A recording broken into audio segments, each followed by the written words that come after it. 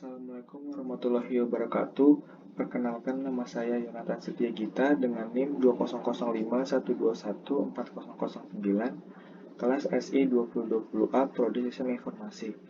Pada kesempatan kali ini saya akan membahas presentasi mengenai jaringan komputer, di mana diawali dengan definisi. Definisi dari jaringan komputer adalah kumpulan komputer dan peralatan lainnya yang terhubung dalam satu kesatuan. Adapun definisi dari sistem distribusi adalah suatu sistem perangkat lunak yang dibuat di atas sebuah jaringan. Perbedaannya terletak pada software-nya bukan pada hardware-nya. Pengguna sistem terdistribusi tidak menyadari bahwa ada banyak proses dalam sistem. Lalu ada jaringan berdasarkan cakupan, dibedakan menjadi 4, ada PAN, LAN, MAN, dan WAN. Untuk yang pertama, PAN atau Personal Area Network merupakan jaringan komputer yang menghubungkan komputer dengan komputer maupun perangkat lain dalam jarak yang sangat dekat, misalnya dalam suatu ruangan. Melalui jaringan ini, komputer bisa dihubungkan dengan kabel dan internet ke printer, PDA, dan perangkat lainnya. Menjadi media penghubung antara komputer dengan perangkat lain dalam suatu ruangan, membantu membangun media komunikasi yang mudah dan juga personal. Ini adalah contoh ilustrasi dari Personal Area Network atau PAN. Lalu yang kedua, kita akan membahas tentang LAN atau Local Area Network. Di mana Local Area Network merupakan jaringan komputer yang cakupannya untuk area yang lebih kecil atau yang tidak begitu luas. Biasanya ada dalam suatu area, baik itu satu ruangan, satu sekolah, satu gedung perkantoran, dan lain sebagainya. Di mana fungsi dari LAN yang pertama membantu mempercepat arus informasi dari server atau komputer inti induk ke user atau komputer turunan. Yang kedua, memudahkan setiap user saat ingin mengakses informasi. Yang ketiga, membantu mengimplementasikan sistem informasi manajemen. Yang keempat, memudahkan proses pengecekan database di server. Dan yang kelima, mempermudah komunikasi setiap karyawan dari berbagai divisi. Ini merupakan contoh ilustrasi dari LAN, Local Area Network. Lalu yang ketiga, kita akan membahas tentang MAN atau Metropolitan Area Network, di mana pengertiannya merupakan jaringan komputer yang cakupan areanya cukup luas, bisa di dalam satu kota yang sama. Adapun jarak antar server dengan user antara 5-50 km. Jenis jaringan ini umum digunakan untuk menghubungkan server dari perusahaan pusat dengan user dari kantor cabang. Fungsi dari MAN ini yang pertama membantu membangun sistem jaringan yang mengkombinasikan dua server, membantu menghubungkan komputer dari satu kota ke kota lainnya, dan yang ketiga membantu meningkatkan efisiensi dalam hal komunikasi antar kantor pusat dengan cabang. Ini adalah contoh ilustrasi dari Metropolitan Area Network.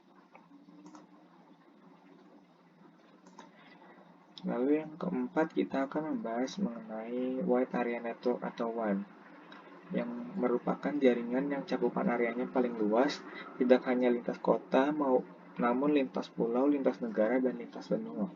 Jaringan ini dibangun untuk menggunakan kabel fiber optik yang ditanam di tanah maupun di dasar laut. Adapun fungsi dari WAN, yang pertama, menjadi penghubung antara LAN dengan jaringan MAN.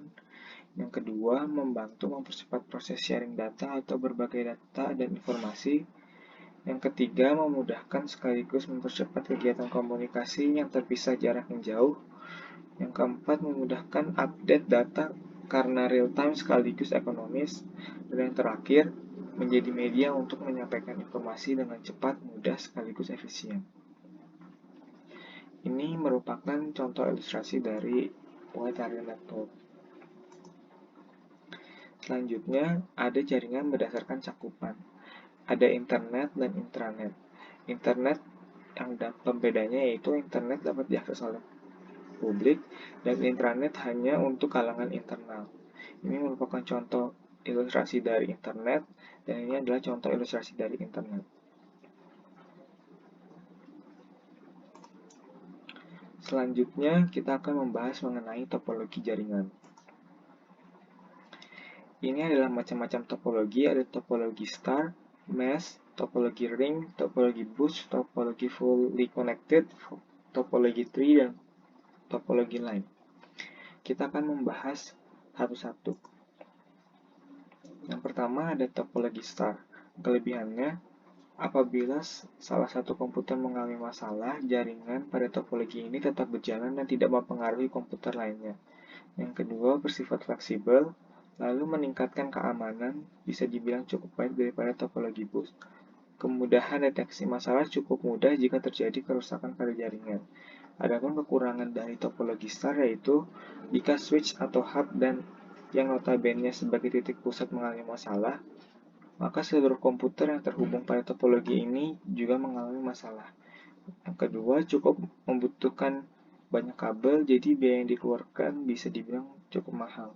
Dan yang ketiga, jaringan sangat tergantung pada terminal pusat. Ini adalah contoh ilustrasi dari topologi star. Selanjutnya ada topologi bus. Kelebihannya, biaya instalasi yang dibilang sangat murah karena hanya menggunakan sedikit kabel.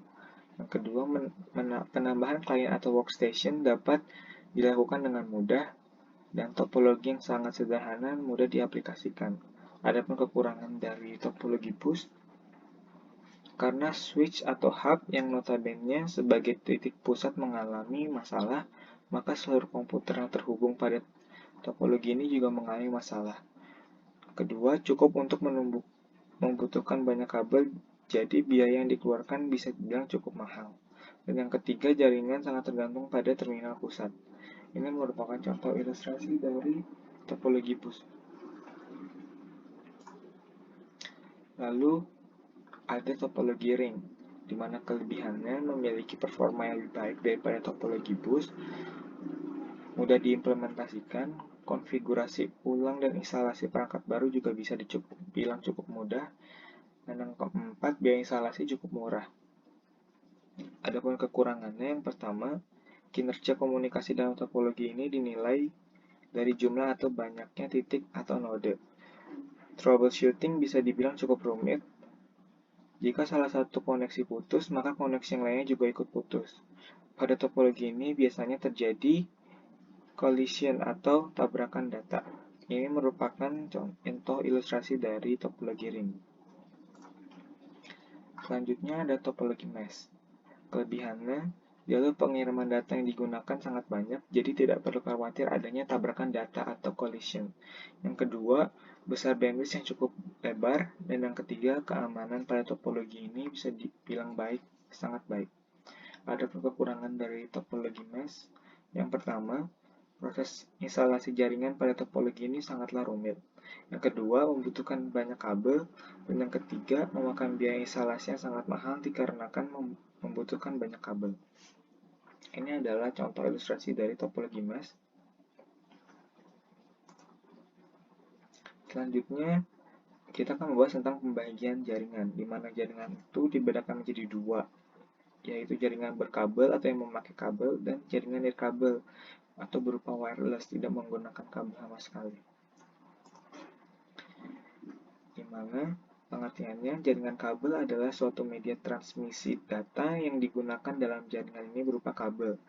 Kabel tersebut digunakan untuk menghubungkan satu komputer dengan komputer lainnya untuk bisa saling bertukar informasi atau data yang terhubung dalam suatu internet. Salah satu media transmisi yang digunakan dalam wide area network ini adalah kabel UTP. Ini adalah contohnya, jadi ini untuk menghubungkan menggunakan kabel-kabel. Selanjutnya kita akan membahas nirkabel, di mana nirkabel bidang disiplin yang berkaitan dengan komunikasi antar sistem komputer tanpa menggunakan kabel. Jaringan nirkabel ini sering dipakai untuk jaringan komputer baik pada jarak yang dekat maupun jarak yang sangat jauh. Baik, cukup sekian presentasi saya mengenai jaringan komputer, kurang lebihnya mohon maaf. Assalamualaikum warahmatullahi wabarakatuh.